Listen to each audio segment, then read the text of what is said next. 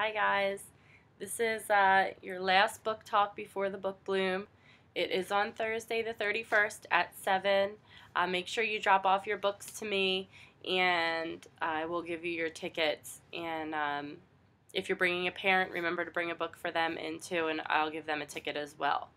The last 3 books I have for you, I was really hoping that I was going to be able to have a guest speaker for you, but it ended up not working out with his schedule.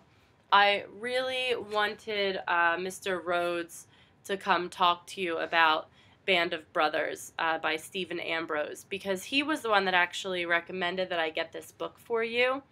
And the reason is because it's one of his favorite reads of all time, because actually one of his relatives was part of the Easy Company that this book is all about, and played an important role in it. He's in the book, and this was also turned into an incredibly famous TV series, and his uncle, or I'm not sure if it was uncle or his cousin, was also part of the series, had a character on the show for a long time. Mr. Rhodes loves war stories, and so he's actually recommended a few to me that have all been wonderful. I've loved them, and so I knew that if he was saying that this was a good book, that it was going to be a good book, and it really doesn't disappoint. If you like stories that are about bravery and war and battle, you're going to like something like this. It says on the back, as good a rifle company as any in the world, Easy Company 101st Airborne Division, kept getting the tough assignments, responsible for everything from parachuting into France early D-Day morning to the capture of Hitler's Eagle's Nest. In Band of Brothers, Ambrose tells of the men in this brave unit who fought, went hungry, froze, and died, a company that took 150% casualties and considered the Purple Heart a badge of office. Drawing on hours of interviews with survivors, as well as soldiers' journals and letters, Ambrose recounts the stories, often in the men's own words, of these American heroes. Now, I'm going to read you an excerpt from this. It says, "The night was no longer peaceful. Both sides fired everything they had. Fires blazed up and down the river. Tracers crisscrossed over the water. Whenever there was a lull, the men at OP2 could hear a wheezing, choking, gurgling sound from across the river.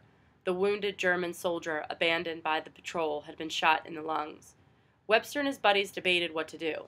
Kill him and put him out of his misery, or let him die in peace. Webster favored killing him because if he were left alone, the Germans would send a patrol to fetch him, and he could report on all the activity around OP2. Then they will shell us even more, Webster predicted. Webster decided to haul himself across the river using the rope and knife the man. McCreary vetoed the idea. He said the Germans would use the wounded man as bait for a trap. Webster decided he was right. A hand grenade would be better. Marsh and Webster pulled the pins on the grenades and threw them beside the German. One exploded. The other was a dud. The wheezing continued. The Americans returned to their outposts, got more grenades, and tried again. The wheezing continued. They gave it up, let him die in his own time. When the shelling finally ceased just before dawn, the wheezing went on, getting on everyone's nerves. Cobb decided he could take it no more. He grabbed a grenade, went to the riverbank, heaved it over, and finally killed the German. So if you like war stories, stories about people and war and the horrors of what happened at that time, and if you like history, you'll like this book. It's called Band of Brothers. The next book I'm going to tell you about is called Delirium. Remember I told you that I got 2 books by the same author. The first one was Before I Fall. Delirium is the other one. This book actually was recommended to me by Miss Shaw. She had told me about, I had told her that I wanted to get Before I Fall, and she said to me, well, I think you'll like Delirium even more. And I did. I loved them both so much, I decided to keep them both on. This is another kind of dystopian novel. It's set in the future, and the country has changed to some degree. And in this society, love is considered a disease that will kill you and destroy you. And so in order for that to not happen, when you turn, I think it's 16 or 17, they perform an operation to take away your ability to love. And it also takes away a lot of your ability to feel in general. And because most of the people in the town have already been cured of the disease, nobody really understands what's actually happening and what the government is doing to them. And this is about a girl named Magdalena. Her name is Lena in the story. And she's just about to go for her cure when she meets somebody. And it changes the way that she looks at everything. This is called Delirium. And my final book for the book bloom, this might be my favorite. It's probably why I saved it for last. This one, Delirium, is part of a trilogy. The second one,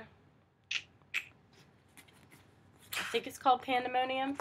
I want to say it is. Yeah. The second one is called Pandemonium, and that's supposed to be out soon if it's not out already. Anyway, I thought of that because this is also part of a trilogy. This is called Divergent by Veronica Roth. This has also, in the same way that Harry Potter and Twilight and Hunger Games kind of spawned this whole craze of people like Team Edward and Team Jacob, this has also spawned its own kind of craze. You can follow the Divergent group on Twitter if you want to. This is also a dystopian novel. It's set in the future. It's set in Chicago. A lot of the city has been destroyed. And they kind of just allude to the fact that it's because, you know, the people who came before them didn't, you know, just began to fight each other and didn't have enough rules for their society and weren't able to survive. And so in this new society that they live in, everybody belongs to a faction. There are 5 factions, which are just groups. And each of those factions is responsible for something else. And they're named by what their primary concern is, their primary quality. So there's 5 factions. One is called Abnegation, and Abnegation is the people who are selfless, who do for others. The next one is Amity. Those are the people who are peaceful and friendly. Then there is Candor. Those are the people who tell the truth and seek the truth. And then there's Dauntless. Those are the people who are brave, kind of adrenaline junkies. And then there's the Erudite, which are the logic and intelligence seekers.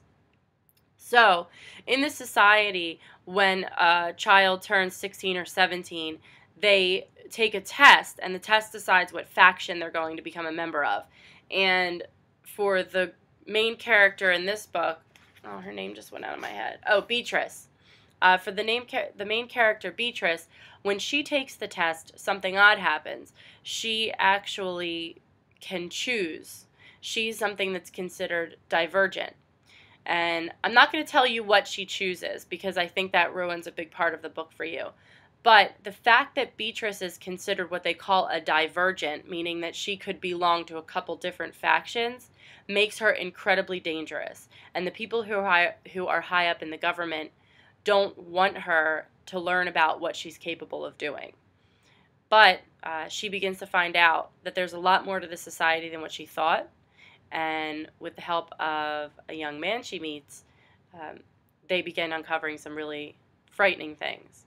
This is called Divergent. So those are all my books for you, all 18 books that are going to be there. I have over 400 books to give away this time. I'm so excited. I can't wait for you guys to come. Remember that there's going to be free food from Chef Bill. He has smoothies. There's going to be like a chicken pasta salad, salsas, all kinds of stuff that's actually going to be on our school menu next year. He's going to have for you there.